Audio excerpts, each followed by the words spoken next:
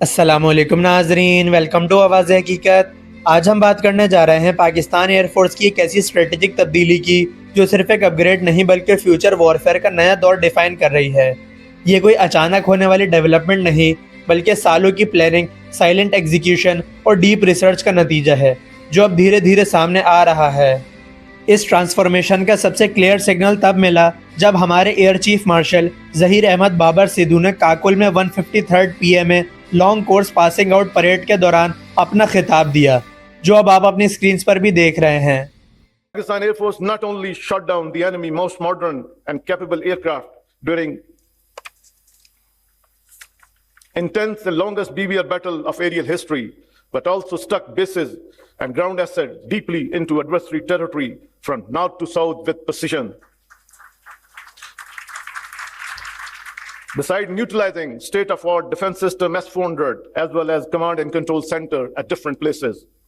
Indeed, the enemy was utterly surprised by Pakistan Air Force indigenous developed homegrown kill chain comprising unmanned system, electronic warfare, equipment, space and cyber capabilities with a well-integrated command and control network which was smartly executed through a remarkable display of well-choreographed multi-domain operation.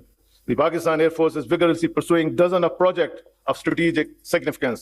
I'm happy to highlight that some of these projects are in the development stage and quite a few are near completion, which will not only add to the frontline capability of Pakistan Air Force in particular, but also of defense forces in general. नाजरीन, वैसे तो ये speech काफ़ी detailed थी, लेकिन इसका main idea ये समझ आता है कि पाकिस्तान एयरफोर्स अब सिर्फ ट्रेडिशनल डिफेंस फोर्स नहीं रही बल्कि एक मॉडर्न टेक्नोलॉजी ड्रिवन फोर्स बन रही है, जहां आर्टिफिशियल इंटेलिजेंस, साइबर वॉरफेयर और space capabilities central role play कर रही हैं। जब इसी बात को थोड़ा और गहराई से देखा जाए तो एक ब्रॉडर पिक्चर सामने आती है। ऐसी वॉरफेयर जहां सिर्फ एयरक्राफ्ट नहीं बल्कि पूरा सिस्टम एक दूसरे के साथ कनेक्टेड होता है। इसी डायरेक्शन में KJ-F500X और PFX इकोसिस्टम जैसे कॉन्सेप्ट सामने आते हैं, जो एक इंटीग्रेटेड डिजिटल वॉरफेयर नेटवर्क की तरफ इशारा करते हैं, जहां हर प्लेटफॉर्म एक सेंट्रलाइज सिस्टम के जरिए कंट्रोल होता है।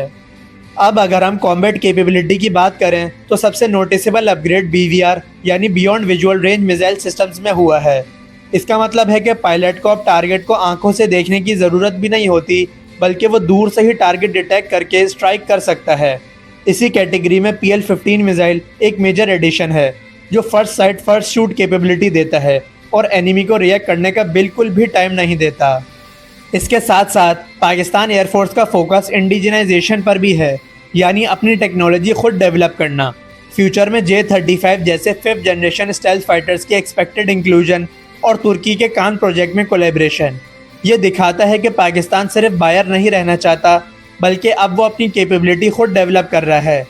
इसके अलावा stand of weapons, local radar systems और ISR सैटेलाइट्स पर भी काम हो रहा है, जो लॉन्ग रेंज टारगेटिंग और सर्वेलेंस को और मज़ीद पावरफुल बनाते हैं।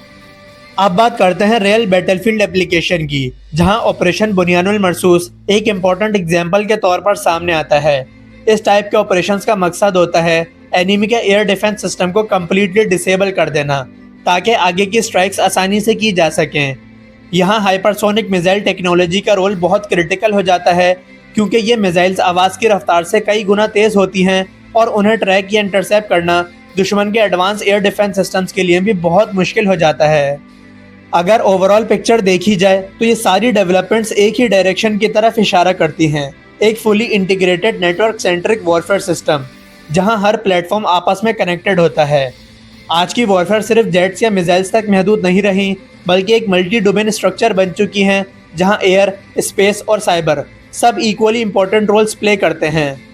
इसी फ्रेमवर्क के अंडर डेटा, रडार, सैटेलाइट्स और aircrafts real time information share करते हैं, जिससे डिसीजन मेकिंग ज़्यादा फास्ट, प्रिसाइज और कोऑर्डिनेटेड हो जाती है। इसी कॉन्टेक्स्ट में 2026 को एक की टर्निंग पॉइंट माना जा रहा है, क्योंकि लिमिटेड रिसोर्सेज के बावजूद जो लॉन्ग टर्म R&D इन्वेस्टमेंट्स की गई थी, उसके रिजल्ट्स अब ग्रेजुअली सामने आना शुरू हो रहे हैं।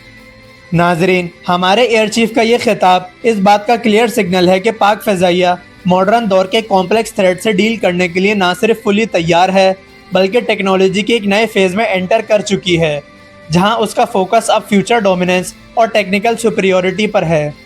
नाजरीन, आपके ख्याल में पाक फ़ज़ाइया का ये नया टेक्नोलॉजिकल दौर रीजनल डिफेंस बैलेंस को किस हद तक चेंज कर सकता है। अपनी राय कमेंट्स में ज़रूर शेयर करें और अगर वीडियो पसंद आई हो तो वीडियो को लाइक और शेयर लाजमी करें। साथ ही साथ चैनल को सब्सक्राइब करना ना भूलें। आपसे मुलाकात होगी नेक्स्ट वीडियो में, तब तक के लिए अल्लाह हाफिज़। पाकिस्तान जिंदाबाद।